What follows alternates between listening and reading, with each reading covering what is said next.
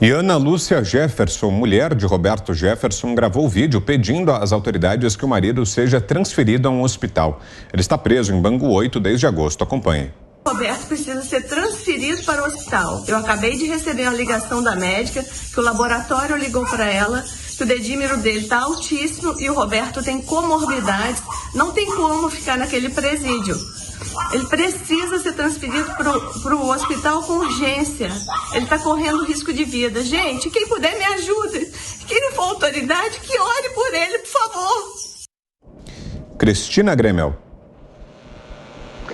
É uma desumanidade, né? Além de uma ilegalidade, é uma desumanidade o que está sendo feito com Roberto Jefferson. A gente gostando ou não da postura que ele vinha tendo nas redes sociais antes desse pedido de prisão absurdo feito pelo ministro Alexandre de Moraes. A gente precisa lembrar que no Brasil não existe o crime de opinião, que você pode ser processado por injúria, calúnia, difamação, por ameaça, se você estiver efetivamente ameaçando, injuriando, caluniando alguém, desde que essa pessoa te processe. O ministro Alexandre de Moraes deveria ter processado Roberto Jefferson se ele se sentiu ofendido por alguma das declarações dele em vídeo ou em palestras, em entrevistas, onde quer que tenha sido. Agora, manter preso por 5 meses e, além de tudo, uma pessoa doente com comorbidades, e a gente está vendo aí o desespero da esposa pedindo para pelo menos transferir Roberto Jefferson para um hospital, porque nem isso estão autorizando, nem isso.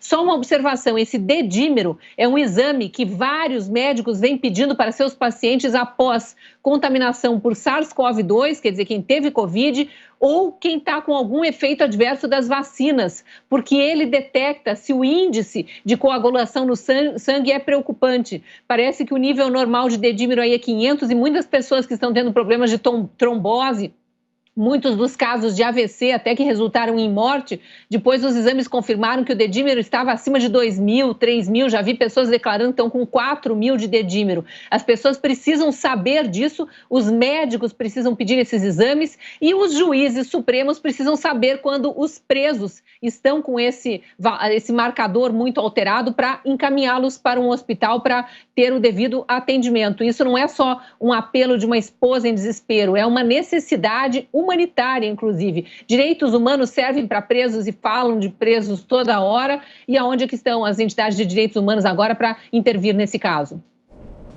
Você, Ana? Olha, não tem como a gente não tocar nesse assunto sem a gente falar aí do descaso do próprio Senado, que não coloca no seu plenário aí a votação para um processo de impeachment de um ministro do Supremo Tribunal Federal, que continua aí estabelecendo essas inconstitucionalidades, um inquérito ilegal, uma prisão ilegal de várias maneiras, né? Dentro de um inquérito ilegal, um cidadão comum que não tem aí o foro privilegiado, que não está sob a jurisdição do STF como um político. Então, a gente precisa continuar falando, né, do radar, do longo prazo para o Brasil, o que nós queremos para o Brasil. E nós precisamos começar a mexer nesse Senado, vários nomes aí nas cédulas esse ano, a gente precisa ter isso como um dos focos principais, né? A limpeza do nosso Congresso, do nosso Senado, aí a limpeza do nosso STF. O presidente eleito esse ano vai nomear 2 ministros em 2023 para o Supremo Tribunal Federal. Agora, esse é o ponto que a Cris disse, né?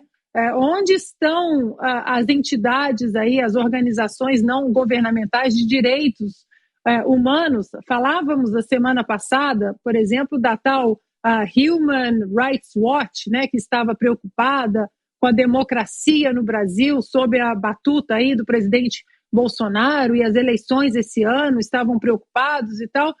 Mas eles não estavam preocupados, não se mostraram aí nem um pouco interessados primeiro nos nossos amigos venezuelanos, nossos irmãos aí chegando nessa operação acolhida, né? Não falaram absolutamente nada, não ajudaram. Sabemos muito bem que esse tipo de organização, hoje em dia, não todas, mas a grande maioria são organizações políticas, ativistas.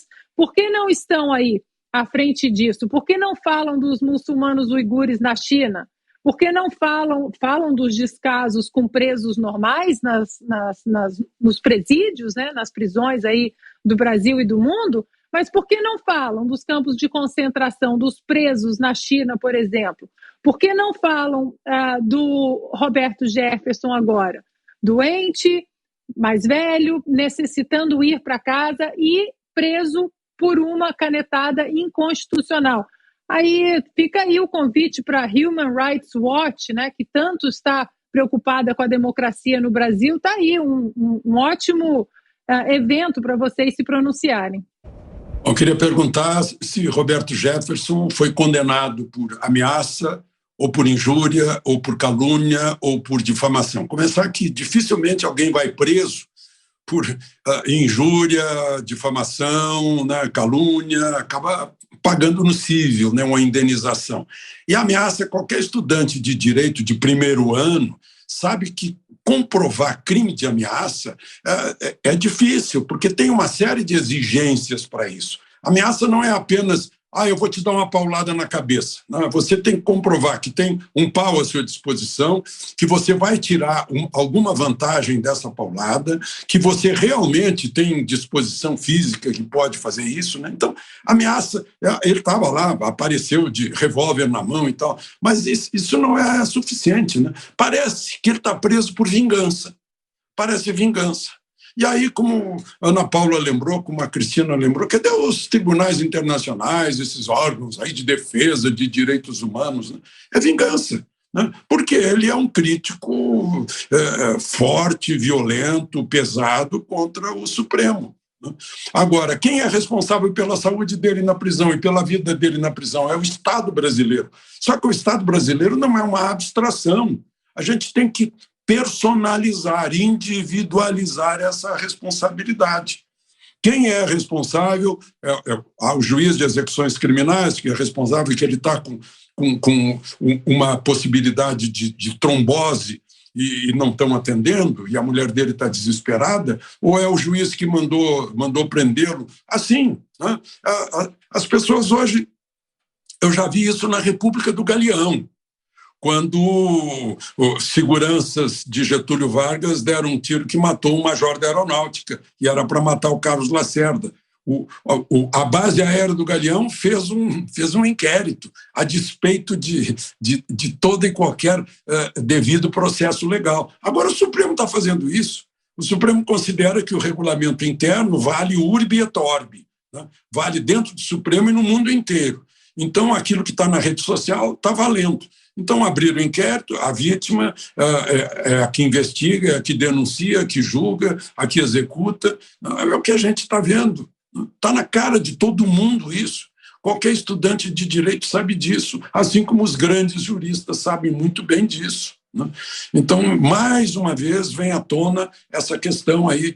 Ele não tem mandado, portanto, não é caso de inviolabilidade de mandato. Só que a inviolabilidade do mandato está derrogada pela covardia da Câmara e do Senado também. Está derrogado o artigo 53, que diz que deputados e senadores são invioláveis por quaisquer palavras. Olha, o Constituinte de 88 botou quaisquer palavras. Agora estão discutindo o senador Jorge Cajuru, de Goiás, né? Agora mesmo o Ministério Público Federal está perguntando lá para o Supremo, e o relator é o ministro Barroso, né? Se ele ofendeu o ministro Gilmar Mendes ao insinuar que as palestras do ministro Gilmar Mendes eram um disfarce para venda de sentença, coisas assim, né?